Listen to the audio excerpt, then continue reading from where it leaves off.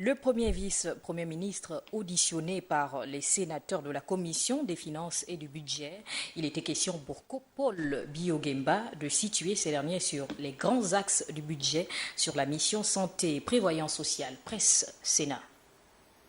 Les missions santé et prévoyance sociale sont au cœur de la vision et du développement du Gabon, défendra le vice-premier ministre Paul Biogemba.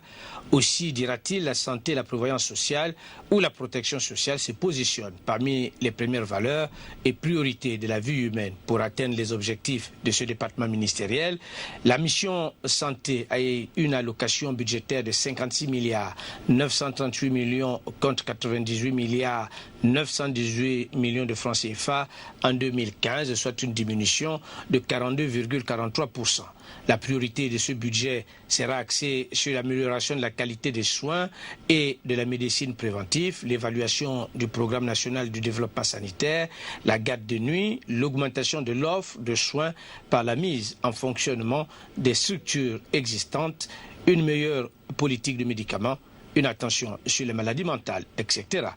La mission prévoyance sociale, quant à elle, recevra 49 milliards 115 millions de francs CFA contre 41 milliards 497 millions de francs CFA en 2015, soit une augmentation de 15,52%. Paul Biogemba précisera qu'un relèvement des crédits du programme de la protection sociale affecté à la CNAMGS pour la liquidation des filets sociaux. Parmi les priorités de ces deux programmes santé et prévoyance sociale, la formation pour une meilleure prise en main de ce secteur, l'amélioration de la prise en charge des personnes vulnérables, une meilleure couverture maladie aux assurés par la CNAMGS et par la Caisse nationale de sécurité sociale, l'élaboration du nouveau code de protection sociale en remplacement du code de sécurité sociale actuel, le renforcement des capacités opérationnelles des bureaux provinciaux de la FNAS et puis bien d'autres priorités aussi importantes les unes que les autres. Paul Biogemba expliquera au vénérable sénateur